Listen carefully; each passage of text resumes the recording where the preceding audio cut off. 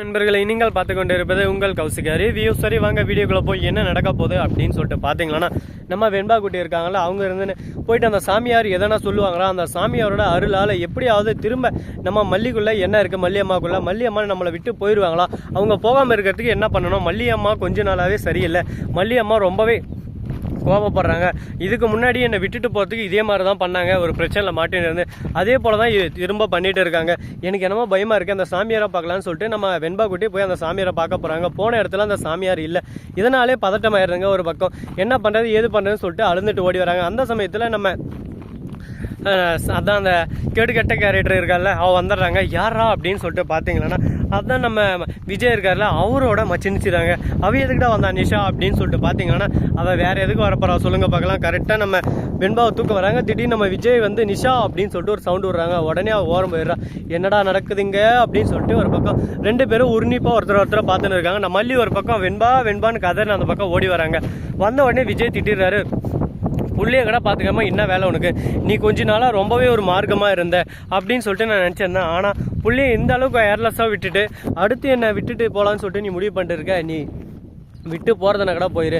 ஆனால் வெண்பாவுக்கு எதனா ஒன்றா என்னால் தாங்க முடியாது அப்படின்னு சொல்லிட்டு விஜய் அழ ஆரம்பிச்சிடறாங்க. உடனே என்ன பேசுறது ஏது பேசுறதுன்னு சொல்லிட்டு தெரியாமல் ஒரு பக்கம் என்னடா நம்ம பக்கமே தப்பு இருக்கிற மாதிரி எல்லாம் நம்மளை கார்னர் பண்ணுறாங்கன்னு சொல்லிட்டு ஒரு பக்கம் வேதனையில் முடிச்சுன்னு இருக்காங்க நம்ம மல்லி. இதுக்கு தான் மல்லி சொல்கிறது, எந்த ஒரு விஷயத்தாக இருந்தாலும் குடும்பத்துக்குள்ள ஓப்பனாக பேசிட்டா பிரச்சனையே இருக்காது, எப்படியான ஒன்று சமாளிச்சுன்னு போயிடலாம். அதை விட்டு இல்லை இப்படி பண்ணலாம் அப்படி பண்ணலாம் நீங்களே ஒரு கற்பனை கதையை உருவாக்கி நீங்களே ஒரு விஷயத்தை செய்யணும்னு நினச்சிங்கன்னா அது லாஸ்ட்டில் உங்களுக்கே வினையாக வந்து முடியும். அதுக்கு எடுத்துக்காட்டு இந்த ஒரு இதே உங்களுக்கு நல்லா புரிஞ்சுட்டு இருக்கும்.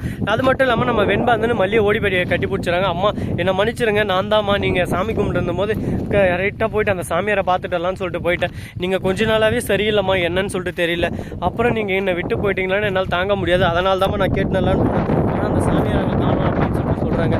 என்னை மன்னிச்சிரு, இதுக்கு மேலே அந்த மாதிரி பண்ண மாட்டேன், நடந்தது எல்லாத்தையும் உங்கள் 2 பேருக்கு சொல்கிறேன்னு சொல்லிட்டு தனியாக கூட்டு போயிட்டு கோயிலெல்லாம் உட்கார வச்சு, இப்போ பாருங்கள் விஜய், இந்த மாதிரி நீங்கள் ஃபஸ்ட்டு கல்யாணம் பண்ணியிருந்தால் மனைவி அவங்க இறந்ததுக்கு நீங்கள் தான் காரணம் அப்படின்னு சொல்லிட்டு ரஞ்சிதை வந்து சாட்சி சொல்கிறதாகவும், அது மட்டும் இல்லாமல் இந்த கேஸில் உங்களை உள்ளே பிடிச்சி தள்ளிட்டு வெண்பாவை அவங்களே கூட்டிகிட்டு போகிற மாதிரி பேசின்னு இருந்தாங்க.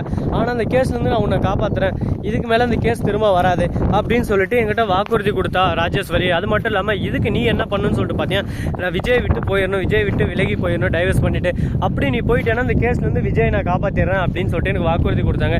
எனக்கும் வேறு வழி தெரியல. உடனே நம்ம விஜய் இருந்துன்னு ஒரே கேள்வி தான் கேட்குறாரு.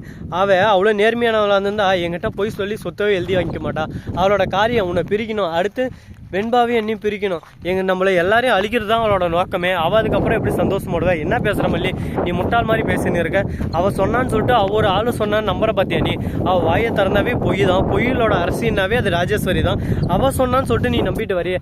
அது மட்டும் இல்லாமல் நான் அந்த கேஸில் ஃபஸ்ட்டு இன்வால்வே ஆக முடியாது, அந்த கேஸ் அப்போவே தீர்ப்பு கொடுத்துட்டாங்க. இப்போ மேல் முறையீடு போட்டாலும் அதுக்கான ஆதாரம் எல்லாமே கேட்பாங்க, எந்த ஒரு எவிடன்ஸும் இல்லாமல் எதுவும் ஒன்றும் செய்ய முடியாது, இது எதுவுமே உனக்கு தெரியாதா அப்படின்னு சொல்லிட்டு கேட்குறாங்க.